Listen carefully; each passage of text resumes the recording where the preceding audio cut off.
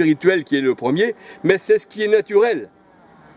Ce n'est pas ce qui est spirituel qui est le premier. Ce qui est le premier et naturel, c'est la chair. Et ce qui est spirituel vient ensuite. Le premier homme tiré de la terre est terrestre, le second est du ciel. Le premier Adam représente la loi et les nations, restées dans les ténèbres. Le deuxième homme, Jésus-Christ, représente la lumière, parce que la lumière est venue chez les siens, Jean 1, 1 à 13, et la lumière, les ténèbres l'ont refusé. Donc le deuxième homme, Jésus-Christ, représente, le nouvel Adam, représente, celui qui nous rejette, tandis que l'autre, Romains 5, 12, 13, 14, il représente que celui, il a fait tomber tous les hommes par sa faute. Le péché d'Adam nous avait atteint. Par Christ, le péché d'Adam a été ôté. Jean 1, 29, voici l'agneau qui ôte le péché du monde. Et c'était Christ. Et là, le deuxième homme représente l'Église. Parce qu'il dit, dans Matthieu 16, 18, je bâtirai mon Église. Voyez-vous ? La nouvelle Jérusalem, Galates 4, 26. Jésus, lui, pas le premier, parce qu'il devait travailler, mais il refusa. Et là, le Seigneur, il dit, Jésus a fait la volonté du Père. Matthieu 26, verset 42, et Jean 5, verset 30. C'est pourquoi le Seigneur Jésus prenait l'exemple de deux hommes, ou de deux femmes, pour expliquer le royaume des cieux à son avènement. Luc 17, versets 24 à 34.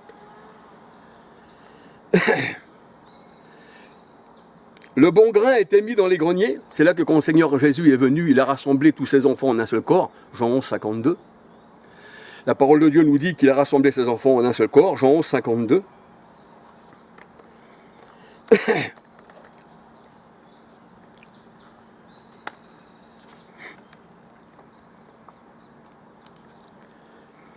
Et si nous lisions dans Éphésiens 1, nous voyons que le Seigneur, il a réuni toutes choses en lui-même, c'est-à-dire que les choses qui sont dans les cieux et celles qui sont sur la terre, c'est-à-dire les spirituels, et puis ceux qui étaient sur la terre, qui appartenaient au Seigneur, il a réuni tout ça en un seul corps. C'est pour ça qu'on fait partie de l'assemblée des premiers-nés. Ça veut dire, on est, Hébreux 12, je crois, Hébreux 12, nous sommes, rapproché de la cité du Dieu vivant, la nouvelle Jérusalem, des cœurs des anges. Vous voyez, il a tout rassemblé, les anges, il a tout rassemblé, le Seigneur. Il a rassemblé les Juifs selon l'élection, selon aussi les païens, selon qu'ils devaient être aussi élus, et il a rassemblé ça en un seul corps. Si on lit Éphésiens 1, tout entier, nous voyons que le Seigneur, c'était selon sa volonté, au temps voulu, c'est-à-dire quand il est venu il y a 2000 ans, le Seigneur, il a dit quoi ? Voici, je rassemble, mes enfants en un seul corps. Les choses célestes, il les a rassemblées. Jean 11, 52. Et il est venu une deuxième fois pour notre salut. Il est venu une deuxième fois pour notre salut.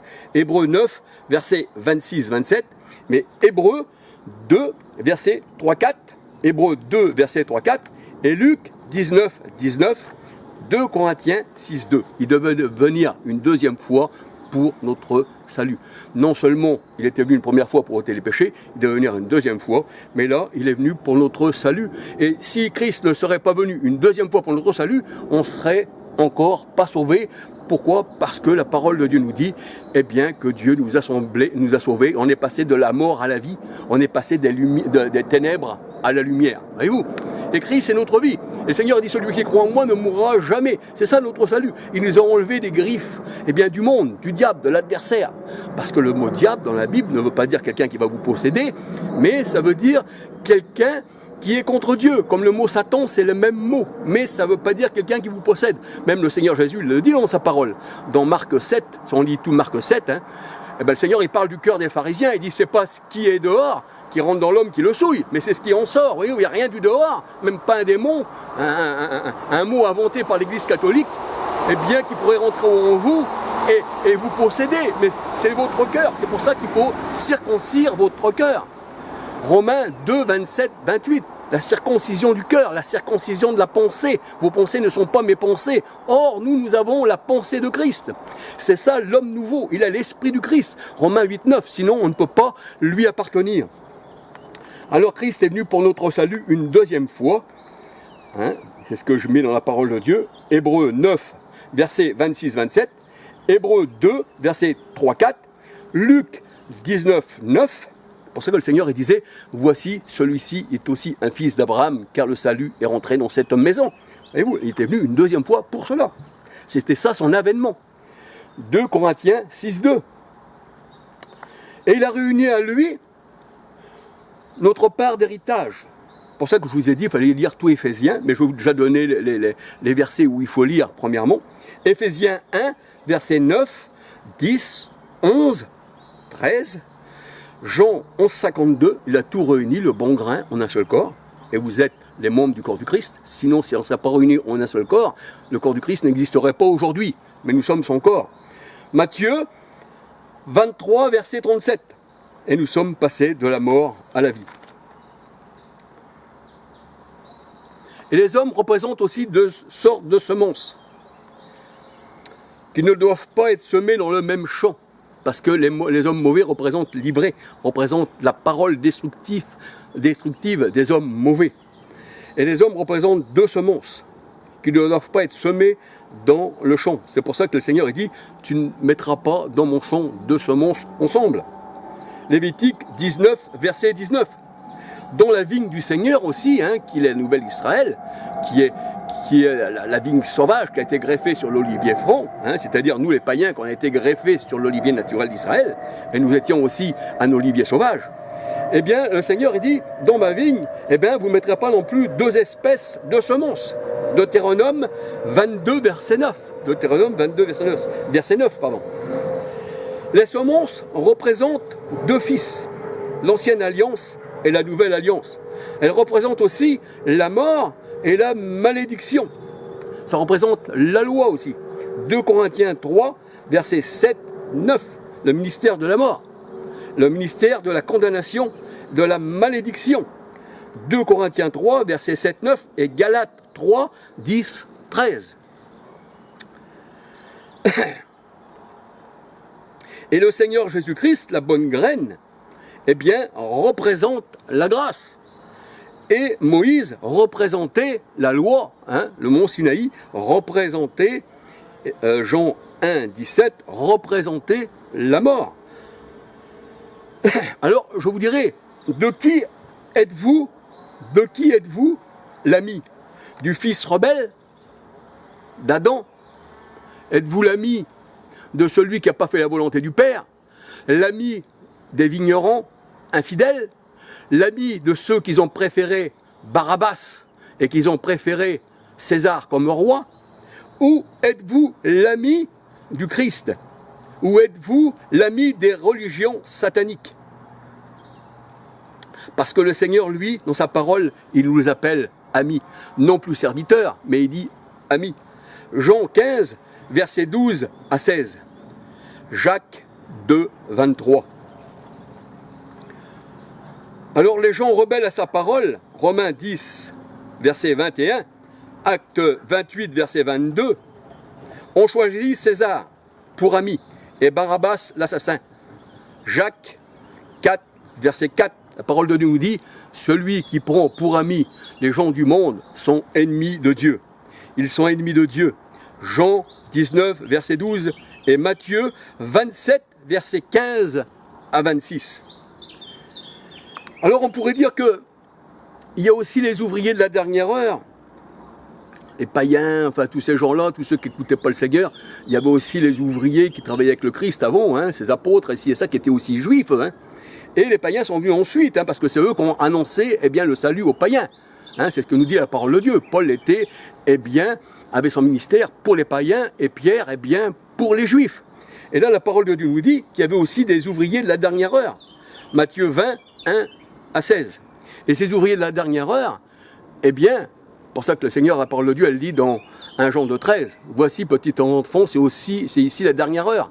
Et vous savez que maintenant, il y a beaucoup d'antichrists. mais nous l'avons vaincu. Mais c'était au temps du Christ. C'est pour ça que le Seigneur Jésus-Christ, il disait, eh bien, voici, mon heure est arrivée. Et il disait à Judas, c'est l'heure des ténèbres, Judas. Voyez-vous? Et il disait aussi aux pharisiens, c'est votre heure, l'heure des ténèbres, l'heure du jugement, l'heure de la condamnation, l'heure où vous allez être vraiment dans les ténèbres, parce que c'est l'heure des ténèbres. Mais le Seigneur a dit, je suis venu afin que mes enfants, eux, soient dans la lumière. Là, c'était la séparation. Jean 11, 52. Il rassembla en un seul corps, mais bien, ses enfants.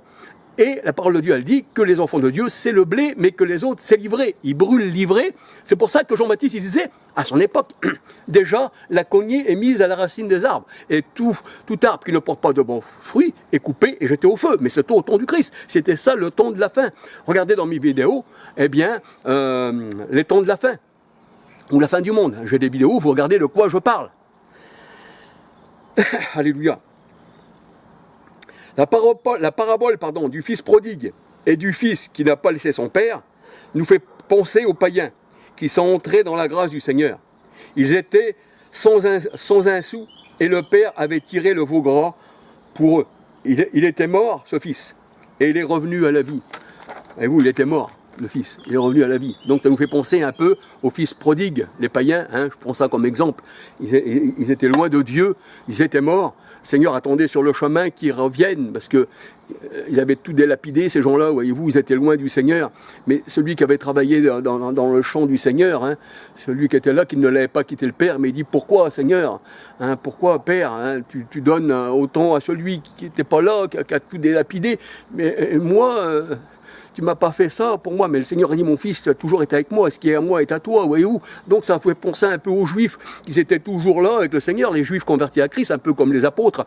Et puis les autres se sont arrivés là, à la dernière heure, hein, et ils ont travaillé, ils ont reçu le même salaire, et le Seigneur, il dit, j'ai fait pour eux le veau gras, parce que ce frère, là, le Seigneur, il dit, eh bien, qui était loin, qui a été éloigné, que je regardais sur le chemin, fait de toutes les nations des disciples, eh bien, il est revenu et on s'est réjoui et on a mis le veau gras et on lui a mis une alliance au doigt. Voyez-vous, c'est ça le mariage du Seigneur. C'est lui qui nous marie. Alors il a mis une alliance au Seigneur.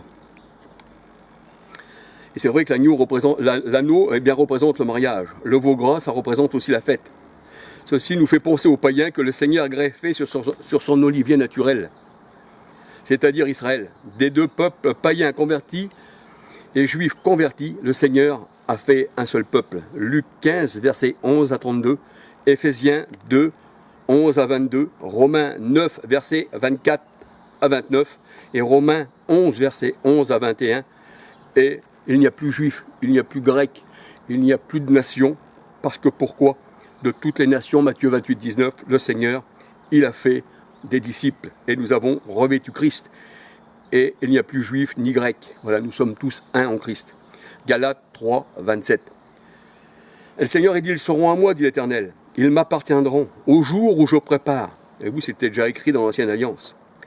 J'aurai compassion d'eux, comme un homme a compassion de son fils. Qui, son fils, qui le sert, ou celui qui ne le sert pas? Il dit, vous verrez la différence entre le juste et le méchant, entre celui qui me sert et celui qui ne me sert pas et celui qui me rejette. Alors ça s'écrit dans la parole de Dieu, dans Malachie 3, verset 17, Exode 11, verset 7 et Exode 8, 19. Gloire au Seigneur. Alors voyez-vous, un homme avait deux fils. Abraham avait deux fils. Un qui était né de la femme esclave, mais qui disait qu'Abraham était son père. Le Seigneur Jésus-Christ, il disait, dans Jean 8, si on lit tout Jean 8, je sais que vous êtes de la descendance d'Abraham, mais vous avez cependant pour père le diable. Jean 8, 44. Pourquoi la parole de Dieu nous dit, comme nous avons lu dans les Écritures, tous ne sont pas enfants d'Abraham, ils ne sont pas tous enfants de Dieu. Ils ne sont pas tous enfants d'Abraham, ce ne sont pas les enfants de la promesse, ce sont les enfants de la femme adultère. Apocalypse 17, verset 5. C'est la fausse vigne, c'est tout ce qui est faux, c'est le faux billet, c'est le faux enseignement, c'est les faux apôtres, c'est les faux Christ, c'est les fausses religions, c'est tout ce qu'il y a sur terre. Et quand le Seigneur nous enlève de la terre, et il dit, voici, recherchez les choses d'en haut. Et la parole de Dieu nous dit en Colossiens 1,13, oui je crois Colossiens 1,13, oui je crois bien Colossiens, je ne veux pas mentir, regardez, essayez de trouver, parce que là j'ai pas trop le verset en tête, mais Colossiens 1,13, il est dit, je pense, qu'il nous a fait asseoir dans les lieux célestes. Il nous a fait asseoir dans les lieux célestes, et le royaume des cieux est en nous. Luc 17, 20, 21. Le royaume des cieux ne vient pas de manière à frapper le regard, le royaume des cieux est en nous. Et cette coupe-là, le Seigneur, eh bien, et dit à la nouvelle alliance, je la boirai avec vous dans le royaume des cieux. C'est-à-dire en nous, c'est la coupe de réjouissance. C'est plus une coupe visible. Voyez-vous, c'est plus la coupe du mauvais vin qu'on voyait là, sur cette vigne-là. Parce que le Seigneur a dit tout ce que nous voyons sur cette terre. Même la foi, c'est pas ça. La foi, c'est une chose, une démonstration des choses qu'on ne voit pas. Hébreux 11, verset 1. Et 2 Corinthiens 4, 18, la parole de Dieu nous dit, eh bien, on ne regarde plus aux choses visibles, mais on regarde à celles qui sont invisibles. Parce que pourquoi? C'est ça la foi. Sinon, ça serait par la vue. Voyez-vous, mon juste vivra par la foi, qu'il dit le Seigneur. Et là, eh bien, on ne regarde plus à tout ça. On ne regarde plus à tout ce qui se fait de main d'homme. Hein, même notre circoncision n'est pas faite de main d'homme, la parole de Dieu nous dit. Eh bien, ça veut dire quoi? Ça veut dire que maintenant, on regarde les choses d'en haut qu'on ne peut pas voir. C'est ça l'invisible. 2 Corinthiens 4, 18. Et si nous avons connu le Seigneur selon la chair, pas nous, mais les disciples, eh bien maintenant, on ne le connaît plus comme cela. 2 Corinthiens 5, 16. Maintenant, on le connaît par l'Esprit. Apocalypse 2, 7 à 18. Voici ce que l'Esprit dit aux églises. On ne le connaît plus selon la chair. Et la parole de Dieu nous dit, acte 1, 2, que Christ donne ses ordres par son Esprit, par le Saint-Esprit. Acte 1, 2, acte 16, 6, 7. Et l'Esprit du Christ ne leur permettait pas d'aller dans tel ou tel endroit. Voyez-vous? Eh bien, ça veut dire que le Seigneur a donné ses ordres par l'Esprit. Eh oui. Romains 8, 9. Celui qui n'a pas l'Esprit du Christ ne lui appartient pas. Eh oui. Alors, il est vrai qu'aujourd'hui, vous attendez le Christ. Vous n'avez donc pas son esprit. Parce que celui qui n'est jamais parti, celui qui est en nous, c'est plus moi qui vis, c'est Christ qui vit en moi. Voyez-vous, c'est ce qu'il disait Paul, Galates 2:20. Examinez-vous vous-même. Il est écrit dans 2 Corinthiens 13, 3 à 6. Examinez-vous vous-même pour savoir si Christ est en vous. S'il n'est pas en vous, alors, vous êtes comme Ésaü, vous êtes comme le fils d'Agar, vous êtes des rejetés. Et sans l'Esprit du Christ, sans Christ en nous, on ne peut rien faire. C'est écrit dans la parole de Dieu, dans Jean 15. Si les sarments ne restent pas attachés à la vigne qui est Christ, eh bien, il est retranché, il est jeté au feu. Et c'est ce qui a fait le Seigneur Jésus-Christ quand il est venu. C'est pour ça qu'il a dit dans sa parole, déjà, la cognée est mise à la racine des arbres. Voilà. Bien que le Seigneur vous bénisse, que le Seigneur vous garde. Ne soyez pas le fils rebelle. Ne soyez pas le fils rebelle, mais soyez le fils obéissant du Seigneur. Et vous êtes passé de la mort à la vie. Vous êtes passé des mains des hommes, de ce monde, de cette fausseté, de ces religions, de toutes ces choses, dans les mains du Seigneur. Et la parole de Dieu nous dit, si Dieu est pour nous, qui sera donc contre nous? Et le Seigneur, il dit qu'il est notre ami et qu'il nous aime, car Dieu a tant aimé. Jean 3,16. Non le monde qui restait dans le monde, mais ceux qui se sont convertis au Seigneur, car Dieu a tant aimé, on va dire même ses élus, qu'il a donné sa vie afin qu'aucun d'eux ne périsse. Et vous, c'est ça. Eh bien, gloire au Seigneur, que le Seigneur vous bénisse, que le Seigneur vous garde, et puis, toujours, s'il met quelque chose sur mon cœur, je le mettrai sur cette caméra, s'il veut, c'est selon sa volonté, car sans lui, on ne peut rien faire. Et puis, je sème encore aujourd'hui, voyez-vous, parce que le Seigneur dit, instruisez-vous les uns les autres. Donc, on met où on peut, afin que la parole de Dieu puisse, eh bien, en éclairer quelques-uns. Voyez-vous, instruisez-vous les uns les autres. On ne connaît pas tout du Seigneur, mais ce qu'il nous a révélé, à nous, mais les choses cachées sont à lui. Gloire à son nom, qu'il vous bénisse et qu'il vous garde. Et je dis un grand merci de la part du Seigneur pour les abonnés qui sont sur mes chaînes, que le Seigneur les bénisse davantage, qu'il leur donne, que leur coupe déborde, que leur coupe, eh bien, jaillisse comme l'eau de la vie éternelle, comme le Seigneur nous le dit, dans Jean 7, 37 à 39. Parce que pourquoi? Le Seigneur dit, si vous recherchez, eh bien vous trouverez. Sondez, frappez, vous ouvrirez. Je ne dis pas que je connais tout, ça serait de l'orgueil.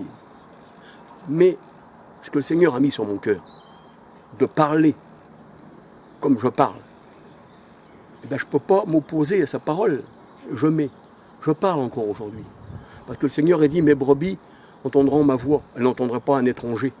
Si vous avez reconnu la voix du bon berger dans mes vidéos, gloire au Seigneur. Mais ce n'est pas vous qui parlez, qui est le Seigneur. Mais c'est Christ qui parle en vous. Et celui qui vous rejette, me rejette. Mais celui qui vous accepte. Et bien voilà. C'est pour ça que le Seigneur a dit, eh bien le monde ne vous écoutera pas. Pourquoi? Parce qu'ils sont du monde. Et ils aiment les choses du monde. Les choses folles du monde. Mais le Seigneur a dit, vous, eh bien on vous reniera. Mais c'est un petit troupeau. Alors, vous savez, je ne m'attends pas aux vidéos, je ne regarde pas ça. Je ne regarde pas les nombres. Tant mieux, si. Mais ce n'est pas ça que je mets. Même s'il n'y aurait rien sur les vidéos, même qu'il n'y aurait personne, je mettrais quand même. Parce qu'envers le Seigneur, j'aurais fait ce qu'il a voulu que je fasse. Alléluia. Mais, eh bien, l'homme obéissant, l'enfant obéissant, c'est cela. Parce que le Seigneur, il parle de son enfant qui le sert. Voyez-vous? C'est vrai qu'il a tout accompli, hein. J'ai tout accompli, qu'il disait dans Jean 19,30. J'ai achevé l'œuvre. Jean 17,4. Jean 17,4,5. J'ai achevé l'œuvre. Tout est accompli. Ça veut dire que le Seigneur, il a tout accompli. Luc 24,44, il a accompli les psaumes, la loi et les prophètes. Tout est accompli. Et Jean était le dernier prophète de la loi. C'est ce qui est écrit dans la parole de Dieu. Il était le dernier prophète de la loi. Je crois que c'est écrit aussi dans Matthieu 11, verset 13. Et dans Luc, je ne me souviens plus le verset. Et bien voilà, et bien que le Seigneur vous bénisse, que le Seigneur vous garde. Et puis à la prochaine vidéo. Gloire au Seigneur. Qu'il remplisse votre cœur. Alléluia.